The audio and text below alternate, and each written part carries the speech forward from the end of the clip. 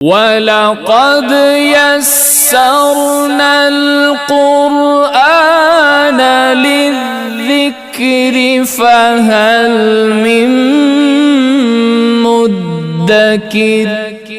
اللہ تعالیٰ نے کفار کے ہاتھوں کو مومنوں کی طرف بڑھنے سے روک دیا۔ بڑھ رہے تھے، بڑے بڑے مواقع آئے کہ وہ دبوچ لینا چاہتے تھے، اللہ نے ان کے بڑھتے ہاتھوں کو روک لیا۔ فرمایا یا ایھا الذین آمنوا اذکروا، اے ایمان والو یاد کرو۔ بڑا پیارا لفظ، اذکروا، یاد کرو۔ بھول جاتا نا بندہ، اللہ یاد کراتے ہیں، اپنے وعدے تو یاد کر۔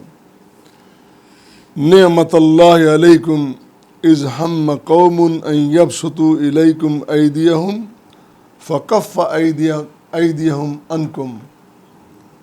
اس وقت کو، اس وعدے کو یاد کرو، اس منظر کو یاد کرو کہ جب اللہ تعالیٰ نے تمہیں ایسی نعمت عطا کی کہ دشمن تمہیں دبوچ لینا چاہتا تھا، دشمن تمہیں اپنے شکنجے میں جکڑ لینا چاہتا تھا۔ ہم ارادہ اس کا یہ تھا، پلان اس کا یہ تھا، منصوبہ یہ تھا، لیکن ہوا کیا؟ اللہ تعالیٰ نے کف ایدیہم، ان کے ہاتھوں کو پکڑ لیا۔ جن ہاتھوں نے جنبش کرنی تھی، اللہ نے ان ہاتھوں کو جنبش کے قابل ہی نہیں چھوڑا۔ تم ہل ہی نہیں سکتے، تم سوچ ہی نہیں سکتے، رک جاؤ۔ اسی لیے فرمایا واتقوا اللہ، اللہ سے ڈرو، وعلی اللہ فلیتوکل المؤمنون، اور مومنوں کو چاہیے کہ اللہ پر توکل کریں۔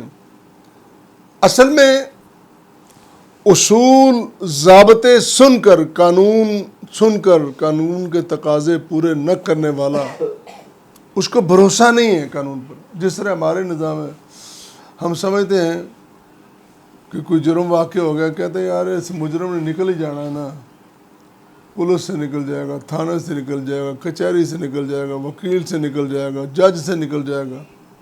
توکل نہیں ہے۔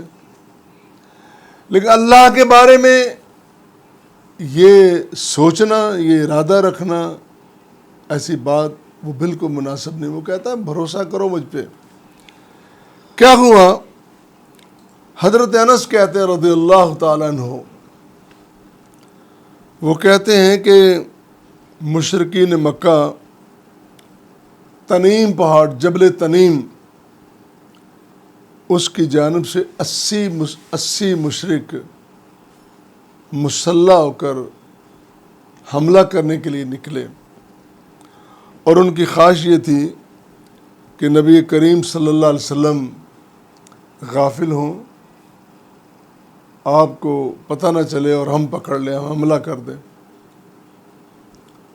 تو ان کے ارادے کو اللہ نے خاک میں ملا دیا، وہ سارے کے سارے پکڑے گئے، 80 کے 80۔ اب ان کا ارادہ کیا ہے؟ وہ نبی کریم صلی اللہ علیہ وسلم کو معاذ اللہ ختم کرنا چاہتے ہیں۔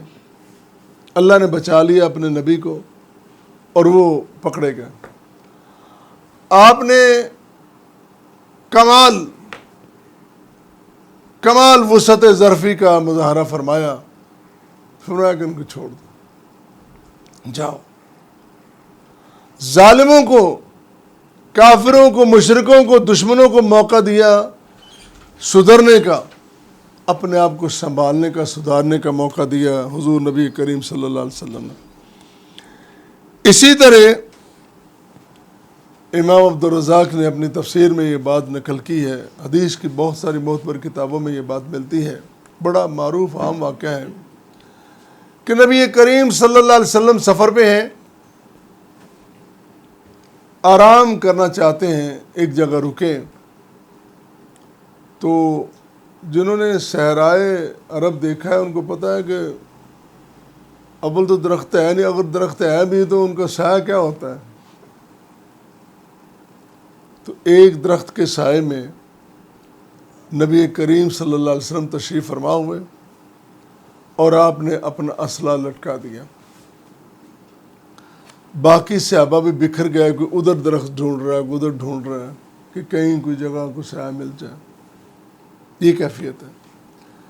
ایسے میں ایک شخص عرابی کے لفظ ہے, پینڈو دیہاتی, ان کی اپنی سوچ ہوتی ہے کہ فلاں قبیلے کا بندہ ہمارا دشمن ہے, فلاں مذہب کا, فلاں عقیدہ, پکڑ لو اس کو. وہ آیا, اس نے تلوار پکڑ لی اور آواز دی کہ بتا تجھے کون بچائے گا مجھ سے, کون بچائے گا؟ فرمایا اللہ. حدیث کے الفاظ ہیں کہ اس نے 3 بار یہ کہا, کون بچائے گا؟ من یمنعک. فرمایا اللہ. تیسری بار کہا, اس کے ہاتھوں میں پھر سکت نہیں رہی تلوار پکڑنے کی. اتنی ہیبت کہ تلوار گرتی ہے. وہی تلوار نبی کریم صلی اللہ علیہ وسلم نے پکڑی. بتا اب تو بتا تجھے کون بچائے گا؟ پھر کیا ہے؟ جب کافر مشرک لاجواب ہوتا ہے, اس کے بعد جواب ہی کو نہیں ہوتا. بتا کون بچائے گا؟ اللہ. وہ قدموں میں گر جاتا ہے, بیٹھا ہے.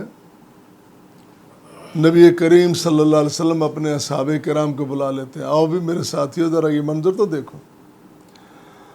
اب ان کو سارا واقعہ سناتے ہیں اور ساری بات سنائی کہ اس طرح یہ اس نے کیا ہے. تو اتنی بڑی بات, تنہائی اور خلوت میں تلوار ہاتھ میں, اللہ تعالیٰ کہہ رہا ہے. نبی کریم صلی اللہ علیہ وسلم نے اس کو معاف کر دیا, اس سے مواخذہ تو نہیں کیا, لیکن قرآن کہہ رہا ہے کہ یا ایھا الذین آمنوا اذکروا نعمت اللہ علیکم. تم کیا تمہارے پیغمبر کو بھی گزند پہنچانا چاہتے تھے, اپنے ہاتھ انہوں نے پھیلا دیے, شکنجہ بنا لیا. کس نے بچایا ہے؟ کس نے؟ کف ایدیہم, ان کے ہاتھوں میں سخت چھین لی کس نے؟ قوت چھینی کس نے؟ طاقت چھینی کس نے؟ بے قوت بے ہمت کر دیا ان کو.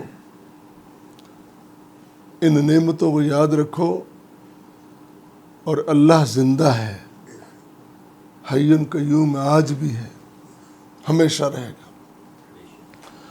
تم اپنے وعدے پورے کرتے رہو, اللہ تعالیٰ تمہارے ساتھ وعدہ پورا کرے گا.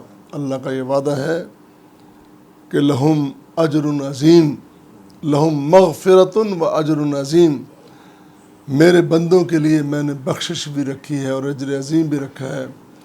اللہ, ہم خطا کار ہیں, گناہ گار ہیں, لیکن پوری توجہ کے ساتھ ہمارا عقیدہ ہے, یقین ہے تیری توحید پر, تیرے نبی کی رسالت پر, تیرے نبی کی ختم نبوت پر, تیری کتاب مجید قرآن حمید پر. اللہ, پھر بھی اگر انسانی جبلت کی بنیاد پر غلطیاں سرزد ہوتی ہیں تو معاف فرما دے. اللہ, کرم کے فیصلے, کرم کے معاملے فرما دے. ہمارے اعمال کی طرف نہ دیکھ, اپنی رحمت کی طرف دیکھ. تیری رحمت نے پوری کائنات کو اپنے گھیرے میں لے رکھا ہے. ہم حقیروں کو, فقیروں کو بھی اللہ معاف فرما دے.